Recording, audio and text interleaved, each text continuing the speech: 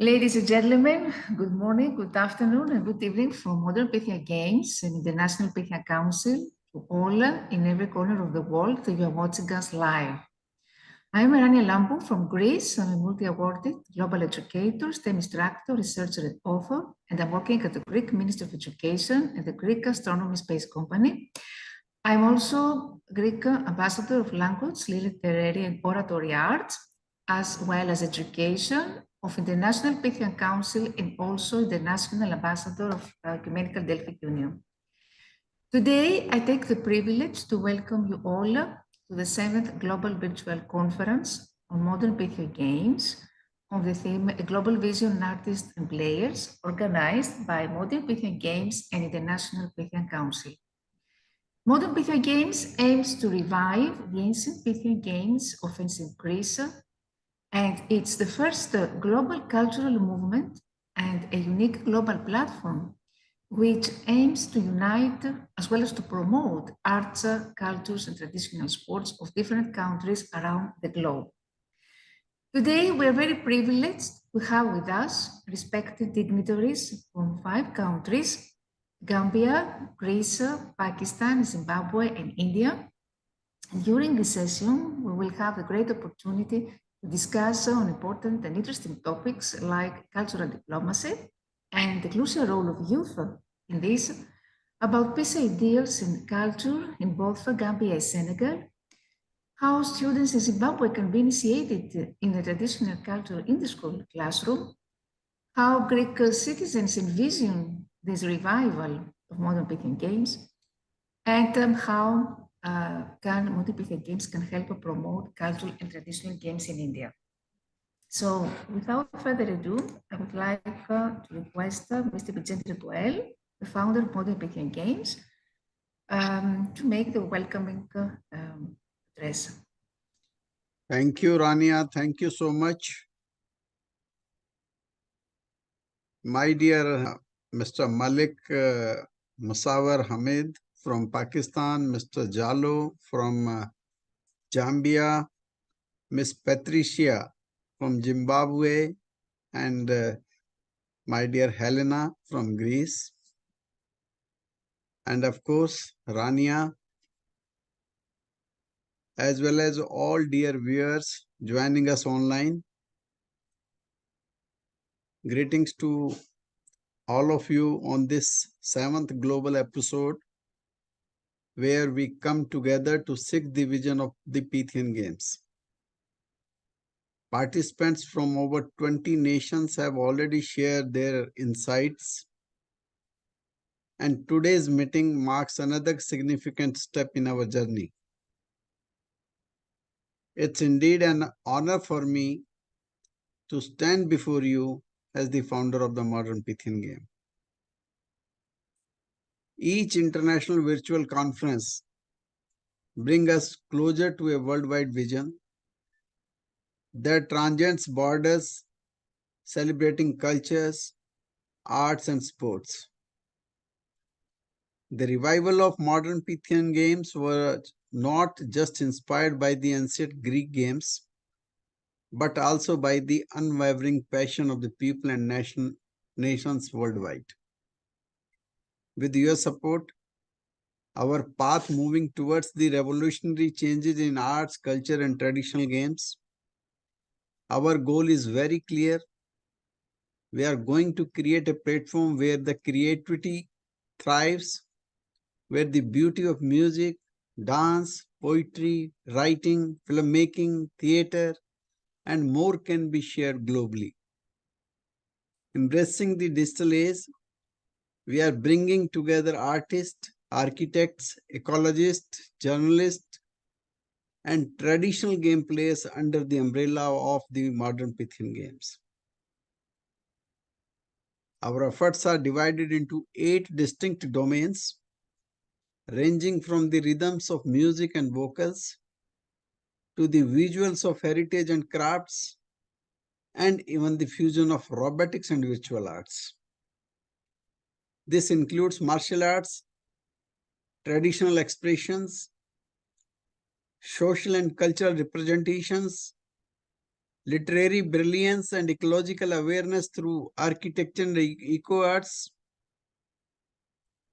We are hopeful and looking forward towards our ambitious upcoming events. As planned, in 2027, the Grand Pythian Games will unite talents worldwide, showcasing the pinnacle of creativity. Before that, in 2025, the regional Pythian Games will connect continents, celebrating the unique flavors of each region. We have also planned events like the Para-Pythian Games in 2025 and the Junior Pythian Games in 2026, breaking barriers and allowing talents to flourish. Let's not overlook the National Pythian Games in 2024. These games are set to be held in India, a land rich in heritage, diversity, and artistic brilliance. This event will mark a historic moment as we will gather on Indian soil, witnessing the fusion of cultures and talents. Ladies and gentlemen, and the representatives of diverse nations, the Modern Pythian Games are not limited to mere events.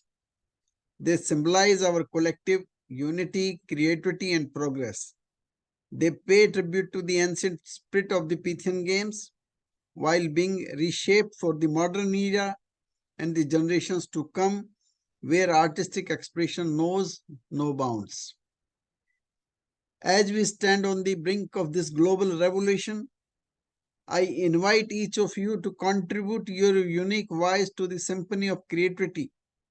Let us come together to shape the future of arts, culture, and sports for the generations to come. Thank you so much. Thank you. Thank you very much, Mr. Vijendra Goel, for your powerful always message and also for announcing these important dates about Modern Pythian Games launching and about these upcoming events. I'm sure we are all eager to start working on this all together jointly. Thank you very much. And now, without further ado, I would like to call upon our first speaker for today, Mr. Musadar Tanoli from Pakistan.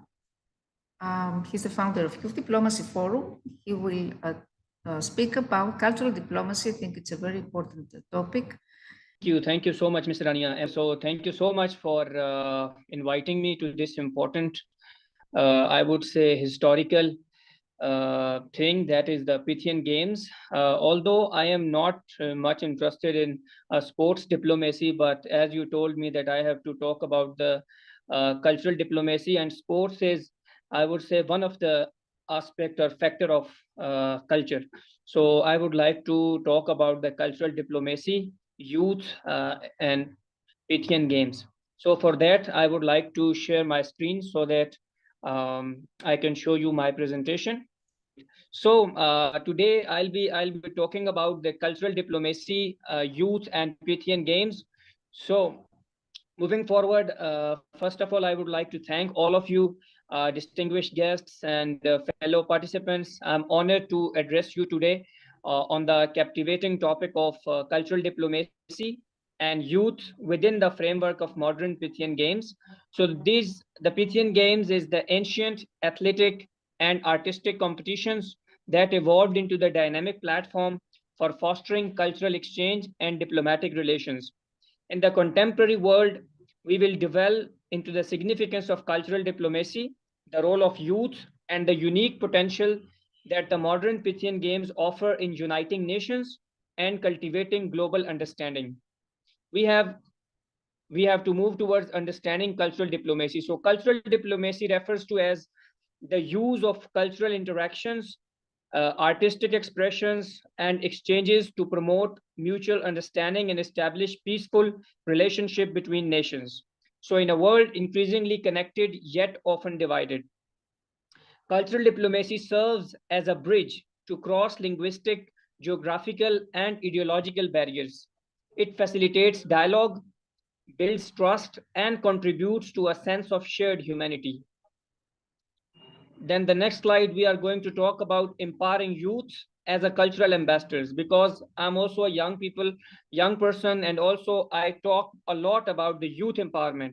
So youth can also play an important role in this regard. So the youth, with their boundless enthusiasm, innovative ideas, and eagerness to engage and play a pivotal role in cultural diplomacy, and their fresh perspectives, open-mindedness make them effective cultural ambassadors. Engaging young people in international events like this, the Pythian Games, allows them to represent their countries, um, while learning and appreciating the diverse culture of others. Also, by embracing cultural differences and finding common ground, youth become catalyst for a positive change and harmonious relationship at the global stage. Then the modern Pythian Games. The modern Pythian Games are inspired by the ancient counterparts. They have evolved into the multifaceted events that combines athleticism, artistic expression, cultural exchange. Nations from around the world participate, showcasing not only their sporting prowess, but also their unique cultural heritage. So this convergence of sports and culture creates an environment that is conducive to meaningful interactions, where athletes and artists become ambassadors of their nation's identity and their country. Moving forward, we have some key components of the cultural diplomacy in the Pythian Games. We have cultural showcases, we have youth forums, we have the community engagement, and we have the cultural exchange programs. So the first one is cultural showcases. So this is basically participants present their country's traditional arts, music, dance, and cuisine, fostering cross-cultural understanding and appreciation. Now we have youth forums, like we have Youth Diplomacy Forum, discussions and workshops led by young leaders, providing a platform for dialogue on global issues, promoting mutual respect and collaboration. Then the third point is community engagement. So participants contribute to the local communities through volunteer initiatives, by strengthening ties and leaving a positive impact. And last but not least is cultural exchange program. So it's like post games and cultural exchange program allows participants to continue building relationships and sharing experiences beyond the event. Then we have benefits and impacts. We have 5 benefits that are included. These are most important. The first one is promoting peace. So cultural diplomacy through the Pythian Games promote peaceful coexistence by fostering mutual respect and understanding among nations. Then we have youth empowerment. It means engaging youth in cultural diplomacy enhances their global perspective, leadership skills, and ability to bridge cultural gaps. Then we have the enhancing soft power. So countries that actively participate in cultural diplomacy projects like the Pythian Games enhance their global influence and reputation. And the last one, is enhancing soft power and building lasting relationships. So soft power plays an important role, and that actively participate in cultural diplomacy projects. The lasting relationships are also very important, because the friendships and connections formed during the games have the potential to evolve into the long-lasting international partnerships. Then in conclusion, I would like to summarize this, that the modern Pythian Games serves as a remarkable platform for promoting cultural diplomacy and empowering youth to become agents of positive change. By embracing the spirit of unity and understanding and collaboration, nations can harness the power of culture to transcend boundaries, and the role of diplomacy and youth in the context of modern Pythian Games, and advancing the ideals of harmony and cooperation at the global level and regional level as well. So this was just a brief presentation of that. So thank you so much. If you have any questions, you can ask. Thank you so much. Thank you. Thank you very much, Mr. Musagar. I know you're doing incredible work with youth. And definitely, we could say that cultural diplomacy is a more grassroots and more engaging form of diplomacy that encourages the exchanges of ideas, of customs, that promote respect, understanding, and sustainable development. And this form of relationship building has been a key opportunity to educate people about the issues that have plagued our society for so long. So this kind of diplomacy possesses this unique aspect that surpasses intergovernmental engagement between countries and uses art, religion, history, music, theater, much more to connect with masses and create sense of empathy and respect. So youth need to be at the forefront of the work, of course, in cultural diplomacy, because youth are the future leaders and are those who should have a place in making the world's largest and greatest decisions and discussions.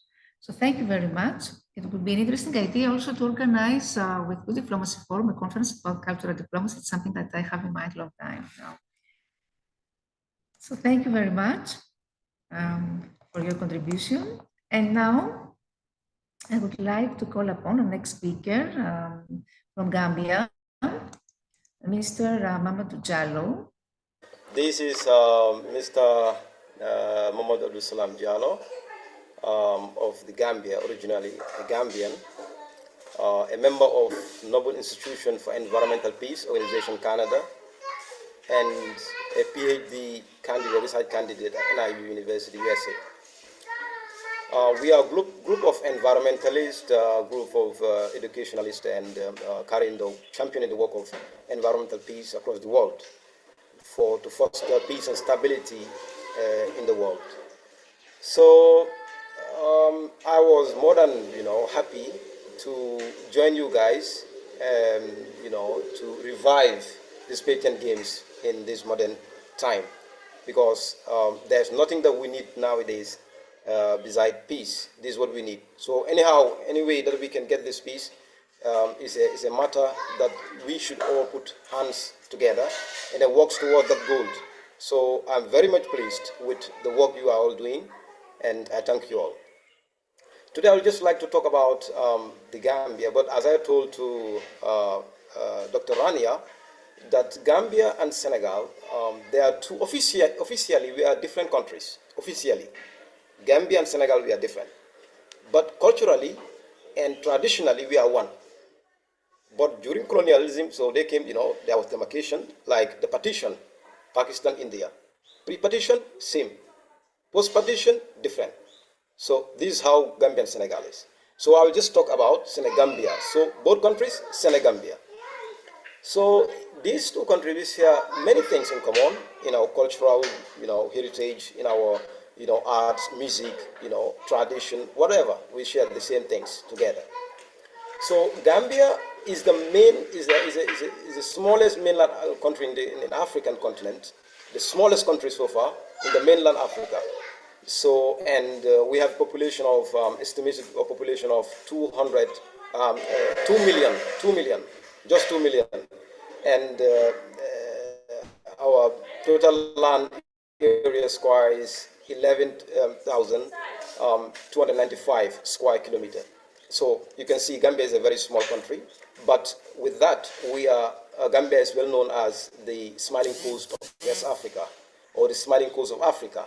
So which means Gambia, the hospitality in Gambia is too high. So if you come here, people are always smiling, they refuse to see you with smiling faces. So that is part of the culture, that is part of the tradition here in Senegambia. And to revive the Pythian Games in the world, I see it will be very much important even for the Gambia, where we should revive all these cultures and these musics and these arts to create that ideal of society where we can foster peace, where we can foster stability in the world. So it's a very good, important thing. Ms. Rania, I would love you to... Okay, welcome to Gambia. Yeah, so this is Gambia. I don't know. The videos are not visible in the presentation. I don't know why. Anyway, there are traditional wrestling games, traditional music, Gambian traditional music instruments. Unfortunately, you can't see the videos, but you can see here some photos about the traditional craft markets, traditional food, masquerades. Yeah, this is the masquerade. This is the Yes. yeah. So this is the masquerade that is commonly found in the Senegambia, mostly in the southern part of Senegal, Casamance, and also in some parts in Gambia. As I initially told you guys, that Senegal and Gambia, we share certain things commonality. We share, our culture is same, tradition same, our diet is same, whatever, our arts and culture is same. So this type of masquerade is commonly found in both countries, Senegal and Gambia, and commonly found with the Jola, found with these people. So we mostly celebrate this during festivals, cultural festivals. So this is called the Kung Fu masquerade. So it's commonly found with the Jola ethnic group in the Gambia and Senegal.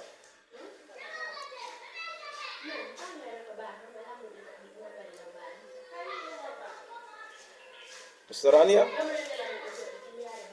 Yeah, this also basically is, I guess some of you are well aware of Kunta Kinte, who was a slave who was captured by the then, during the transatlantic slave trade into US. So he was Gambian, and then this was the place where they were, kept. So when they captured these slaves, they will put them inside these, dark rooms, and then they will keep them here away from their loved ones, away from their families, away from their wives, and then after here they will export them to America. So this was where Kunta Kinte as well was kept, and from here he was taken to United States of America.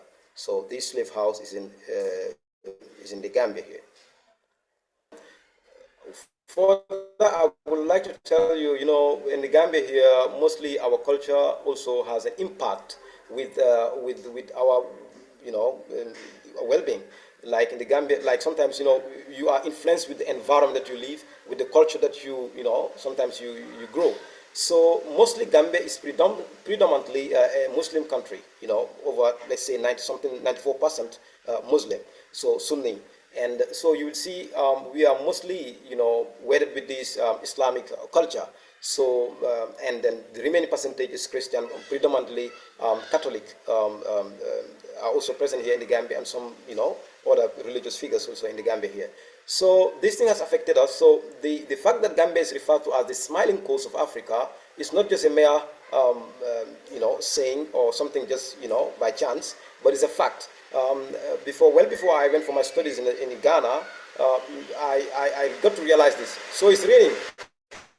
So I'm very much pleased with this revival of the Pythian Games, and I see this thing will be ideal. It is something that is needed in this age and time, because we see there's tension, there is too much of problems nowadays in the world, both in the in the West, in the Africa. Nobody's safe, and then as of now, anything can happen in this world. So coming together to revive this culture of Pythian Games, to revive this culture of arts and music, to entertain the people, to bring back peace, is something that everybody should take part, and everybody, something that is needed. And I really appreciated this effort of both organizers. So I'm ready to work with you guys, and also together with my organization, Noble Institution for Environmental Peace. I hope Dr. Rania is well aware of Dr. Biswaji Bob Ganguly's effort to also introduce the environmental peace concept in the world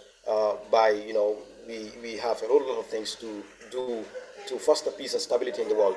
So I hope and I pray from the depth of my heart that together we can reshape the world, together we can reshape the Pythian Games, together we can change the narratives of the world to bring back the lost reality of this world. I thank you all. Wonderful. First, I would like to congratulate you for the really humanitarian work that you are doing, promoting environmental peace. And I know you are an author also of books on disarmament and peace issues. So it's a great honor to have you in our team, and we are very eager to work with you. Thank you very much. Thank you very much. Thank you. It's raining, that's the problem. So still now it's heavily raining.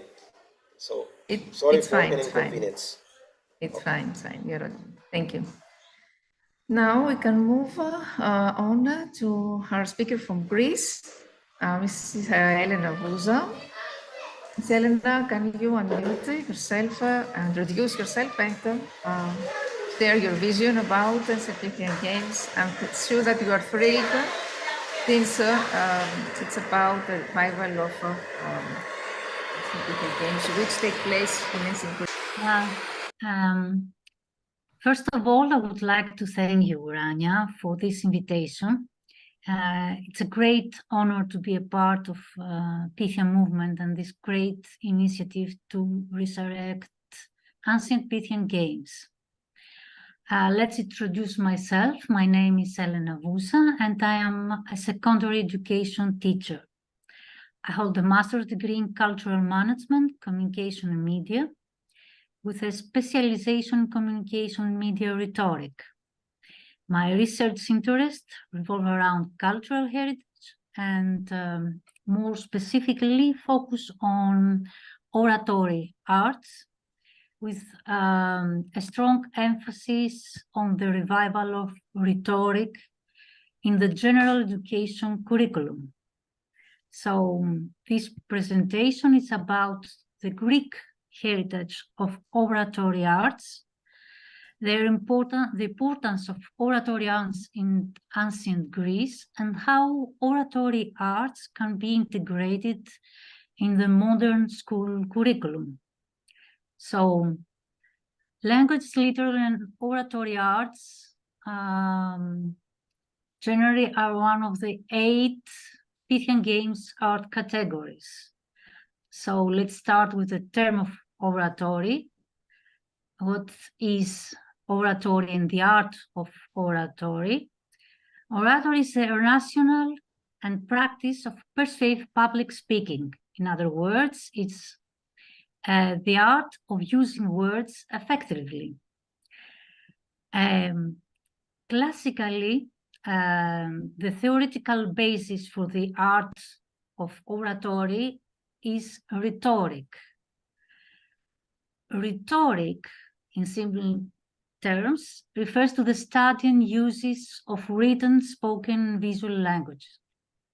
It investigates how language is used to organize and maintain social groups, construct meanings and identities, coordinate behavior, mediate power, produce change, and create knowledge. In classical Greece and in Rome, rhetoric was the main component of composition and speech delivery, both critical skills for use in public and private life. Rhetorical tools were first taught by a group of teachers called sophists, noted for teaching paying students how to speak effectively using their methods. Separately from the sophists, Socrates, Plato, and Aristotle developed their own theories of public speaking, teaching these principles to students interested in learning rhetorical skills. So Plato founded the academy and Aristotle the Lyceum to teach these skills. Because rhetoric was viewed as a civic art by several of the ancient philosophers. Aristotle and Isocrates were 2 of the first to see rhetoric in this light. Aristotle argues that rhetoric is the fundamental part of civic life in every society, and that has been necessarily in the foundation of all aspects of society. As you all know, Aristotle is the Greek philosopher who was one of the most revered thinkers worldwide and remains one of the most influential people who ever lived. He contributed to almost every field of human knowledge then in existence, and he was the founder of many new fields as the formal logic. He also pioneered the study of scientific methods, political theory, theology, rhetoric, literary analysis, and equally long. Aristotle defined rhetoric as the power of perceiving in everything, which is capable of producing persuasion. Aristotle's rhetoric proposed that a speaker can use three basic kinds of appeals to persuade his audience: ethos, an appeal to the speaker's character; pathos, an appeal to the audience emotion; and logos, an appeal to logical reasoning. He also categorized rhetoric into three genres: epidectic, ceremonial speeches dealing with praise or blame; forensic, judicial speeches over guilt or innocence; and deliberative speeches calling on an audience to make a decision on an issue. According to Aristotle, grammar teaches the mechanics of languages to the student. This is the step where the student comes to terms, defining the object's information perceived by the five senses.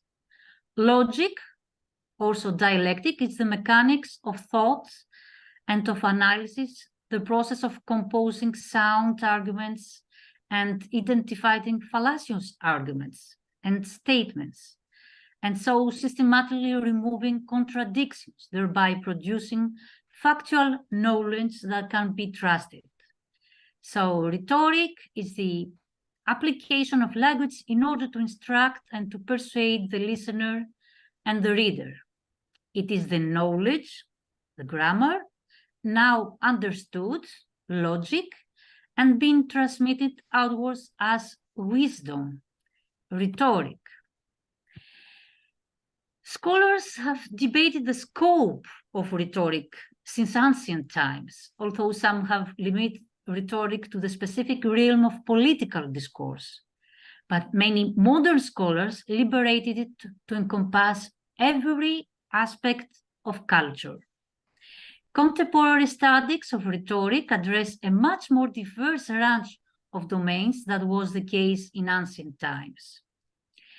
While classical rhetoric trained speakers to be effective, persuaders in public forums and institutions as courtrooms and assemblies, contemporary rhetoric investigates human discourse writ large.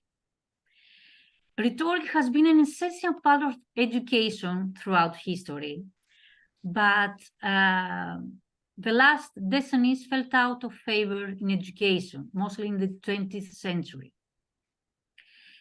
Rhetoric should come back as a staple of learning, because rhetoric is a fundamental building block of good education, whether it is followed by all fields of studies. Clear thinking, good argument, and logical discussion are essential in any discipline and field. Rhetoric is more about learning skills to critically assess situations rather than facts. Students can practice their ability to analyze things thoroughly when they are introduced to rhetoric. They can learn to question ideas and arguments. Rhetoric can help students recognize persuasion and develop critical thinking skills. For example, teaching history in schools as a role-play lesson can make history an interesting and not a boring lesson. Instead of taking someone's word, instead of just repeating facts or dates, students should be able to develop their critical thinking and determine their own position on issues. Critical thinking is essentially a questioning, challenging approach to knowledge and perceived wisdom. Critical thinking is an intellectually disciplined process. Critical thinking is a type of thinking pattern that requires people to be reflective and pay attention to decision-making which guides their beliefs and actions. Critical thinking allows people to deduct with more logic to process sophisticated information and look at various sides of an issue so they can produce more solid conclusions. Providing rhetoric in school would give students a skill that would be useful for the rest of their lives. Rhetoric gives the framework to think critically, and having the ability to analyze political debates and speeches, and this can be very crucial in nowadays. Students can learn to interpret emotions and words into logical techniques. Rhetoric should return as a requirement in education in modern times. Although in recent years, some argumentative competitions are organized by schools, for example, school debates on specific topics as a simulation to UN debates have been held. Modern students are the modern orators and may become the voice of political and social history. In conclusion, teaching rhetorical devices in schools can significantly benefit students. Critical thinking, communication, and persuasion skills. These skills are essential for success in both academic and professional contexts and can help students become more effective communicators and thinkers. As we all know, nowadays politicians deliver rallying cries to inspire people to act. Advertisers created catchy slogans to get people to buy products. Lawyers present emotional arguments to say a jury. These are examples of rhetoric, language designed to motivate, persuade, or inform. As the ancient Pythian Games were an attempt in 6th century in ancient Greece to promote peace and harmony through the power of art and culture, let's foster through rhetoric and the process of reasoning the new era of peace and harmony in our days. Thank you. Thank you so much, Ms. Elena, for your wonderful speech about rhetoric. You said ethos, pathos, logos. Logos appeals to the audience reason, building up logical arguments. Ethos appeals to the speaker's status or authority, making the audience more likely to trust them. And pathos appeals to the emotions, trying to make the audience more emotional.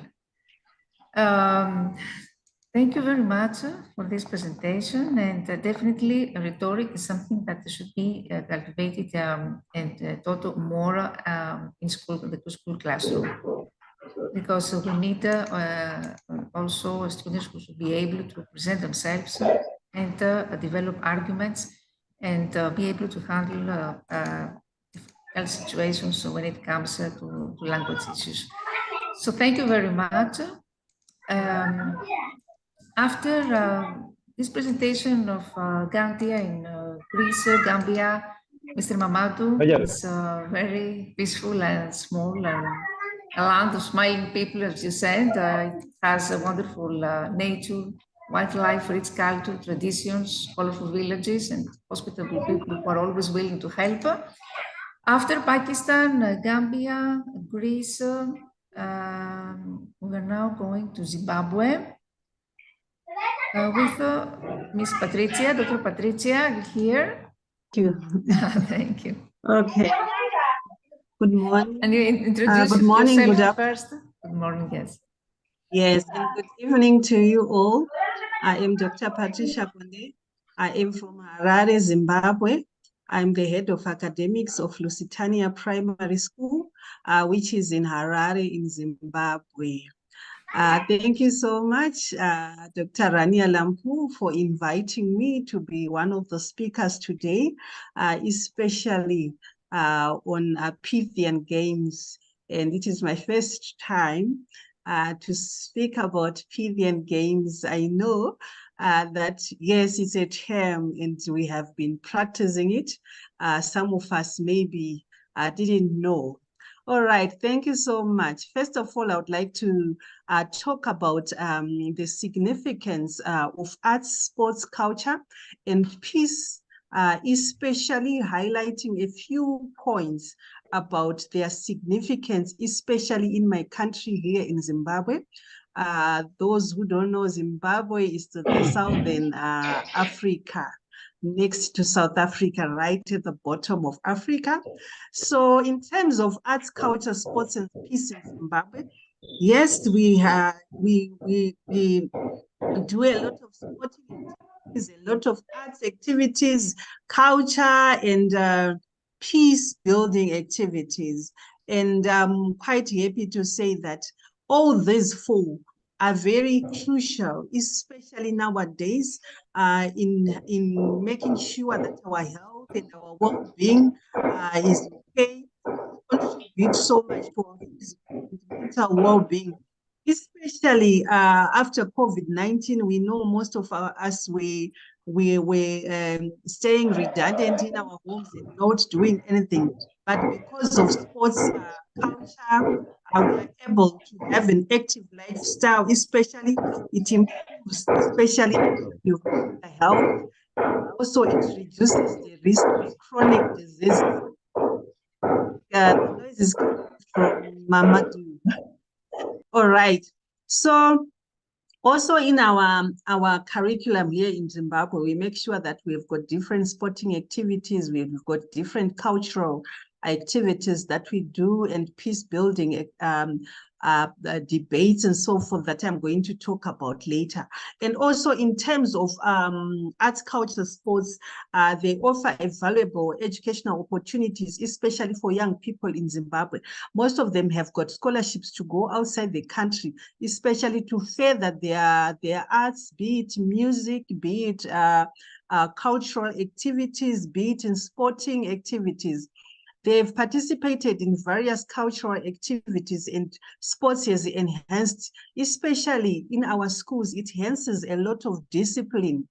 Sporting activities, they have to follow the rules. If you are playing chess, they have to follow the rules. If you are playing karate, you have to follow the rules. So it enhances discipline. It also enhances their leadership qualities as well, because sometimes they are the captains of the sports teams, they are the captains of the chess games.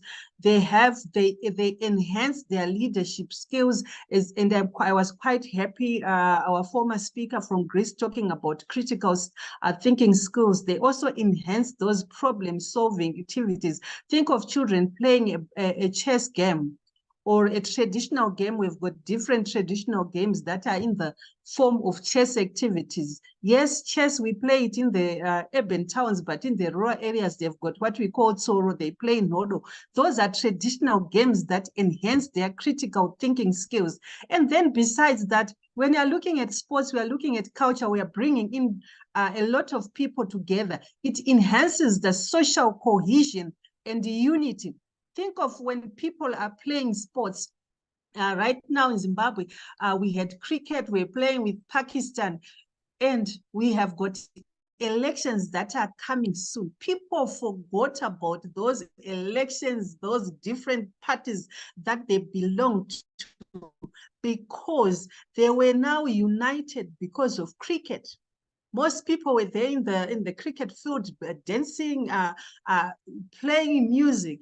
It enhances that social cohesion. It enhances unity even in our schools. You'll find that, yes, there are some sports coaches that are not in good books, but when it comes to district levels, they are together because they've got a common purpose.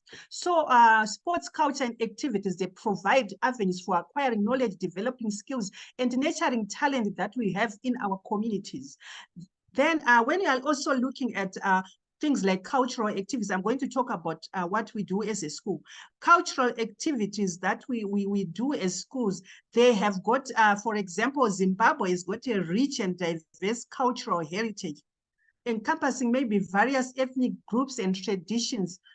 in our schools, we go for field trips. We go so that children can also learn about where the Shona people started from, Great Zimbabwe. We go to Kariba. They want to learn about the Nyami Nyami because it carries a heritage, there's a cultural story. So we want, through sports and culture, we want to enhance our culture so that we preserve our culture. And then besides, lastly, looking at the importance of sports and culture, we are looking at economic development of a country. Some towns in Zimbabwe, like the Victoria Falls, for them to have a booming business, it's because of the scenic sites, the historical monuments. People come and see the Victoria Falls in Zimbabwe. Yes, we are trying to make sure that tourists come to Zimbabwe. And also think about the cricket match that was there. Think about the netball games that were there. Yes, our netball team was in the women qualified for the World Cup.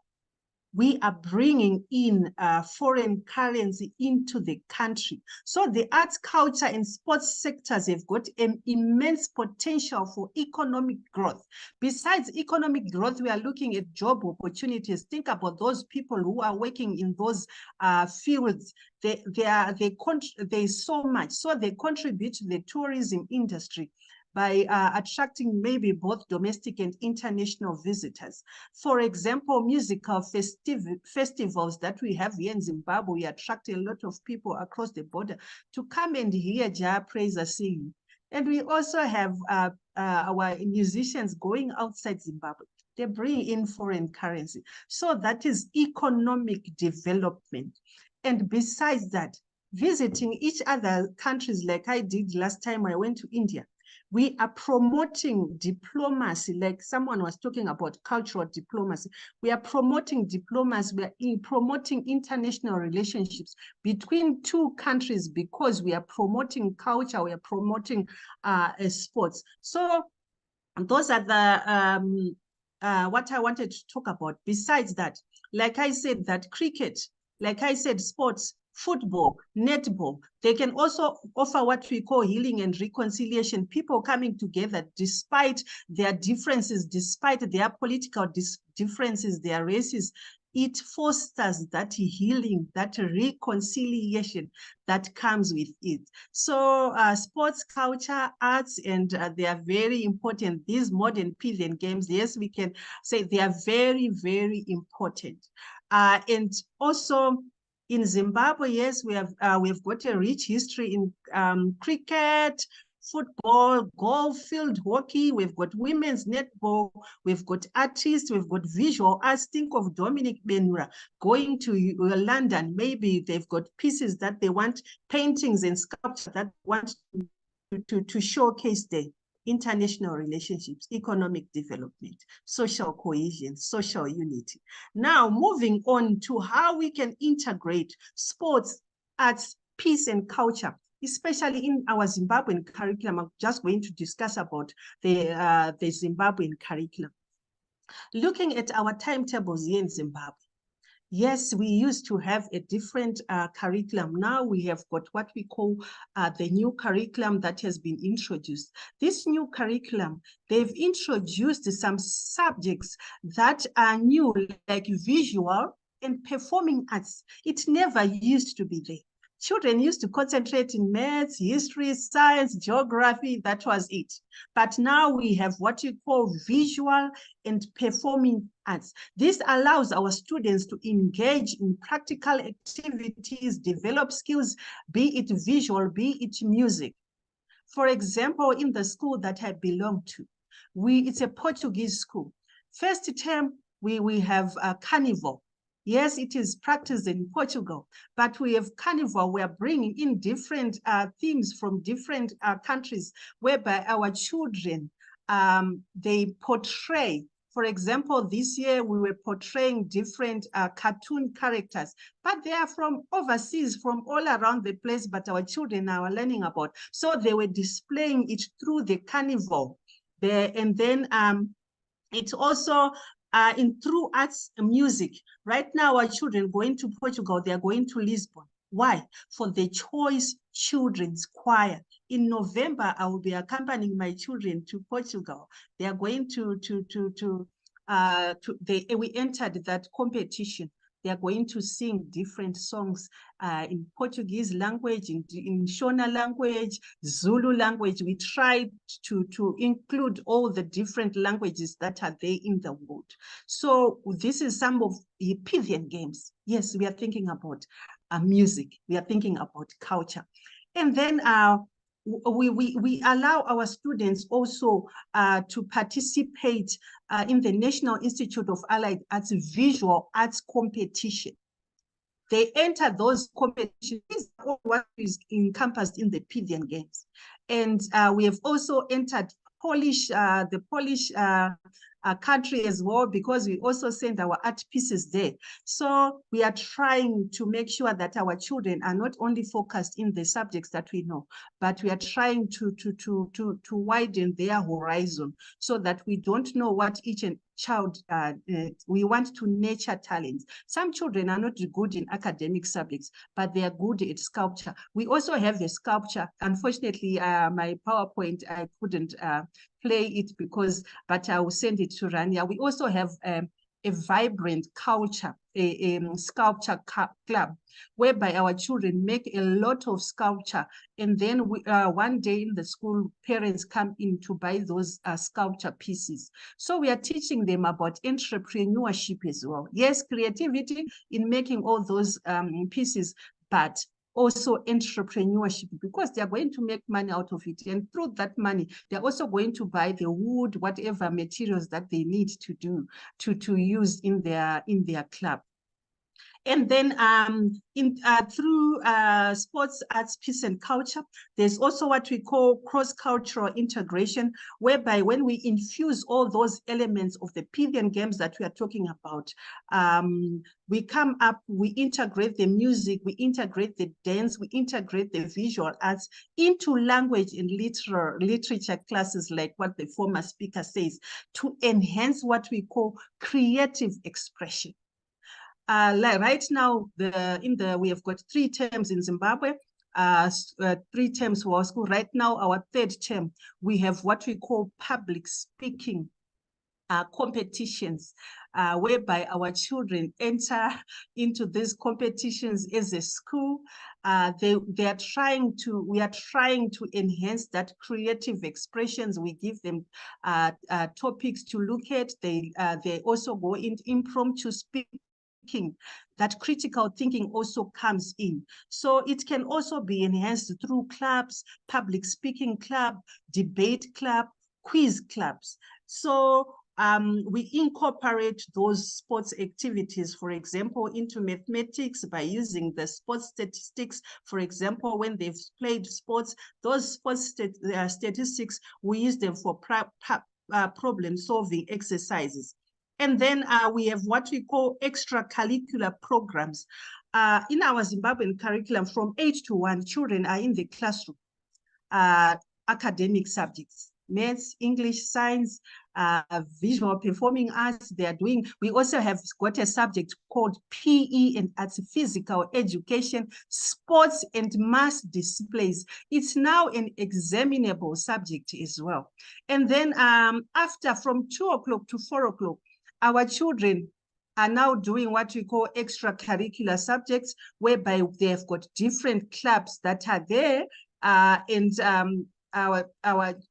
we have clubs like the peace clubs, the cultural exchange program. Right now, 2 weeks ago, I was in India for a cultural exchange program with my students, whereby they visited places like Uttar Pradesh, they visited places like Haryana district, they visited the temples that are there, Lotus Temple. So we are trying to make sure that these experiences expose our students to diverse cultural expressions, performances, sporting competitions, and so that we can enhance their understanding and appreciation of different forms of art.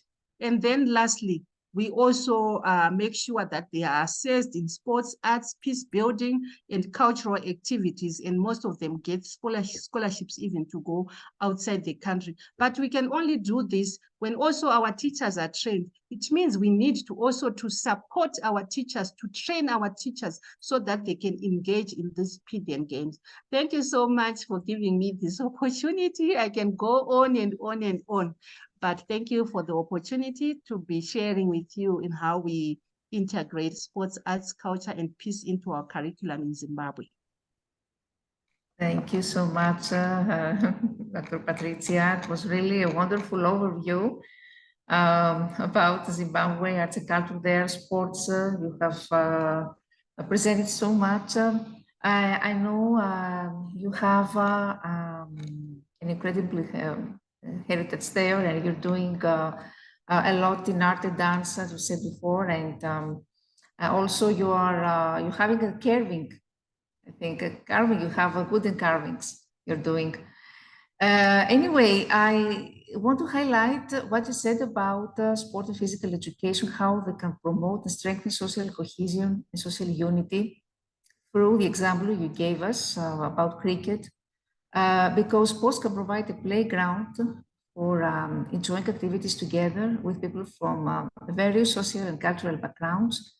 And in this context, of course, sports can make valuable contributions to reconciliation, to the cultural learning. It's beneficial for diplomacy and tourism, as you said, and sports can contribute by building core competencies on individual and community level. So thank you very much, and I'm looking forward to organize together a school session with your students. Anything that has to do with sports, arts, or it would be a live session with the artworks of your students. I'm looking forward to organize this. Thank you. Thank you very much. And now I would like to request Mr. Vicente Goela for the concluding remarks. Thank you, Rania. It was really a fruitful discussion today, and Malik from Mr. Malik from Pakistan talked about the youth empowerment, and he also spoke about the soft diplomacy, and Patricia talked about the impact of the Pythian Games in the economy of a country, and this is a fact because Pythian Games is a solution, or you can say it's a it's a new thing for the world in this new era of after COVID. And this is definitely going to change the world economy. It is going to boost tourism as well as create a lot of employments, and it's a good, it will be a good way of cultural exchanges as well as establish peace. Helena talked about the oratory arts, and really oratory arts itself a great art, delivering speeches, talking, and to express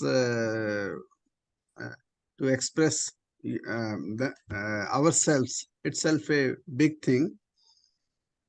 So it's a great day, and I'm hopeful we will have such a discussion, more discussions in coming times. Thank you so much for today, Rania, for hosting such a beautiful discussion today, and concluding with the 7th episode. Thank you so much. Yes.